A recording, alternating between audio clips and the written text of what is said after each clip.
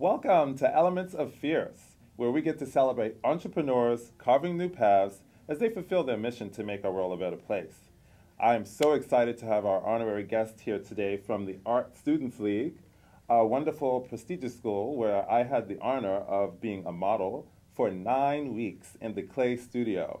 This school is a very special school to me because some of my favorite artists were trained and born here, such as Rothko, Pollock, and O'Keeffe. And today we have another amazing artist, clay sculpture specialist, Barney Hodes, and one of his students, Damien A. Vera. Welcome, everyone, to the show. Hi. Thank you very much. Yes. So we had a nice, intimate 9 weeks together in the Clay Studio, which is an amazing experience for me as a model, to be able to inspire artists. But the thing that I was so impressed with during that 9-week experience, Barney, is the effect of a quality mentor, and that really was reflected in the students' work. And standing on that podium in the middle of that Clay Studio for 9 weeks, seeing all these amazing interpretations of my body, and the imagination, the accuracy, the skill was totally a tribute to you as a really good teacher and mentor. So this show is dedicated to the importance of having a good mentor and how that is reflected in your students. And having a good mentor is important in all realms, whether it's spiritual. My mentor spiritually is Daisaku Ikeda, who you're very familiar with. And that has reflected in the quality of life and who I am as a person today.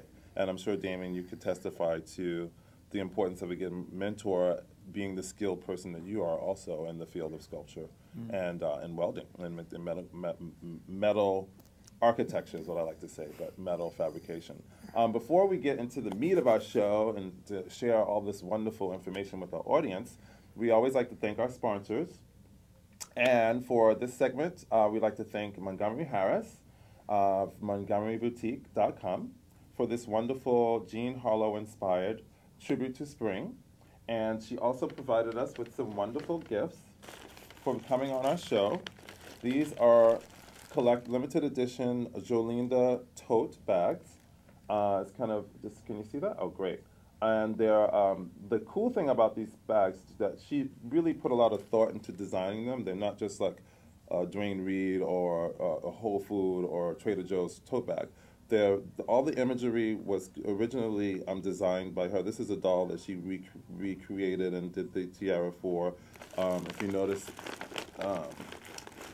she has like an image inside, on the side. There's a magnet clip inside with a pocket for your cell phone or for money. So it was a really well thought out, well designed tote bag, and they are a limited edition. Oh, thank you very much. So you won't see everybody walking around with them. Awesome, thank you. And enjoy them. Thank you very much. We also like to thank Spa Bell for my mani-pedi. Maya at Spa Bell on 7th and 23rd always uses OPI Passion on my hands and Black Cherry Chutney OPI on my feet. So thank you, Maya, at Spa Bell on 7th and 23rd in Chelsea. So let's get right into it. I'm so excited. Oh. Okay, so this is a sample of Damien's work during that 9-week period where I was able to strike the pose of a marionette, which is interpreted in many different ways. But this is a piece that he put together, and that was his interpretation of the pose. Damien, would you like to share with our audience a little bit about what inspired you and why you chose to do this piece? Well, as you remember, we went through a long process of trying to figure out what pose we wanted. And then I think it was you who suggested that, hey, what's that up there? And it's like, oh, we hang people off. It's like, oh, we got to try that. And then you struck a pose that just reminded me of a marionette or a scarecrow or just various figures. Right. I mean, so many people saw many things from that. Right. I saw a marionette myself. And when I saw that, I'm like, I got to make a hanging piece. Yeah. So this is actually just the first step of it, where I just made a torso.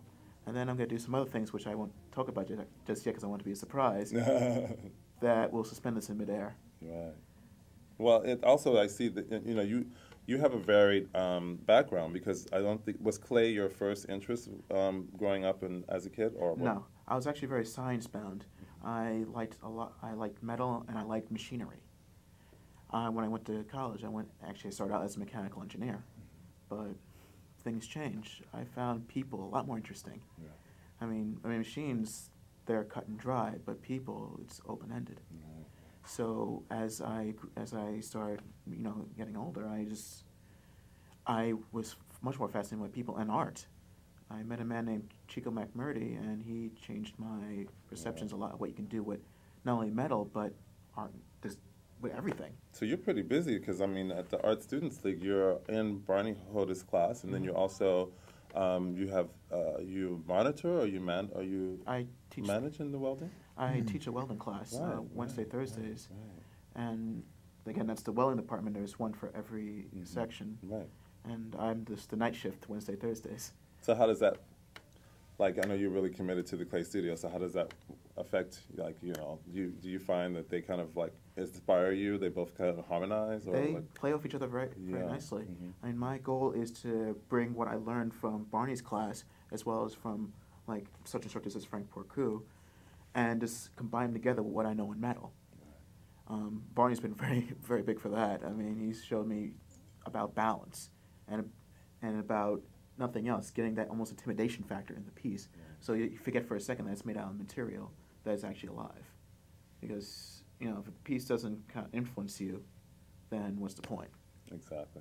Well, I wanted to bring that up, too, with Barney, because Barney, I've modeled for different mediums. I've modeled for sketch, which is pencil to paper. I've modeled for painters, which is ink to canvas. And then I had the first experience of working in the clay studio with you. This was my first experience in the clay studio of 9 weeks, and it was amazing. And I just wanted to get your feedback as to why clay? Why did you choose clay as opposed to ink to canvas or pencil to paper? Well, when you think about the whole range of clay's history, it takes you back to the dawn of mankind.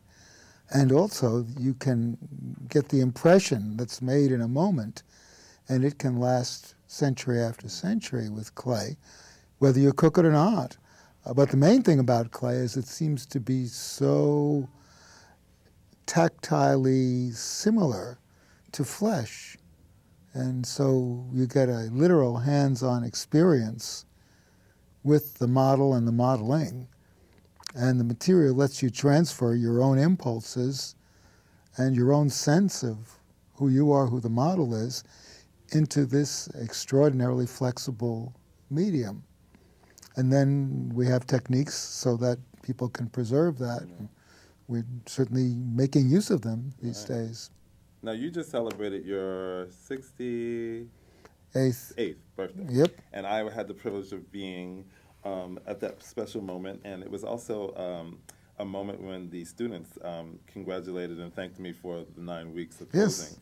And I will never forget when I asked you what you wanted for your birthday, and you said world peace. And so therefore I went to the SGI New York headquarters and brought some literature that I'm sure you're finding very inspirational. Some writings from Danny, from President Ikeda, Daisaku Ikeda.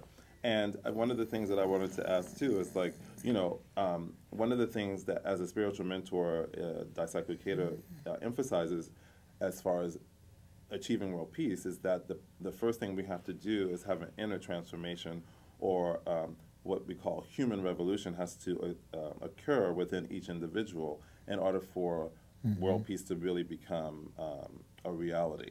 And this inner transformation process, I was going to ask you about as far as working with clay, the artistic, that artistic journey of having this clay and then changing it from a block of, this chunk of clay into this form that is so inspiring and real. And that process, that artistic process, do you feel that there's some inner transformation that occurs as far as making you more sensitive to issues when you... Clay brings out one thing, is that we're all very different people, and the models that we have strike us with their differences, their diversity, and as you work with the material and you watch generation after generation of students use it, you realize that everybody uses it differently.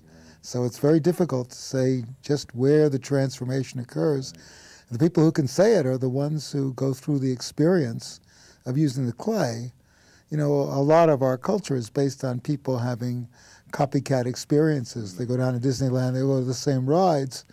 Well, this is one ride you take by yourself. Right, exactly. And I mean, even while I was in the class, I could testify because Damien, your original idea, you transformed into another idea. So so there was this transformative process. Oh, yeah. Also, exactly. One of the things I have to say, though, as a person standing there in the middle of the room with all these artists around me, that I felt, and I felt it very strongly during that period of being vulnerable, standing there, naked with my arms up in the air as a marionette, is the sensitivity of all of the artists. Not just to me as a person, but in our conversation. Awareness to global issues, sensitivity to phobias and issues that we're dealing with in society. And I just felt that I was really honored to stand there because not one person in that room, could I say, was not sensitive to issues, some issue, whether it's global issues, racial, sexual, whatever. Everyone was so in tune and aware. And my question to you, Damien, is do you feel that the artistic process has made you more sensitive to global issues or issues of concern to our society, or were you always that way? You know what I mean? It's a good question. Actually, a very damn good question. I would say that in some ways it made me more sensitive to people. I mean, I always try to keep my ears open to see what's happening around us.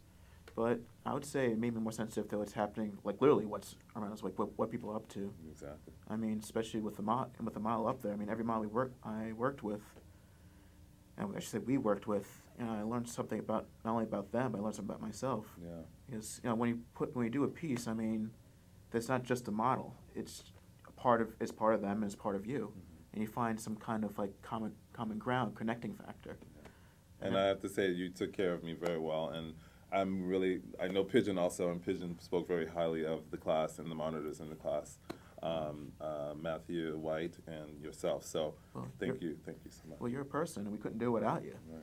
I mean, that's one of the things that Barney always taught us. Yeah, Barney, we were talking about that before we went on air, about Yeah. I was talking about the importance of a good mentor, which I'm sure you agree with, but you were saying that, the model is also a key element in the artistic process. Yeah. And I appreciate that. Thank you.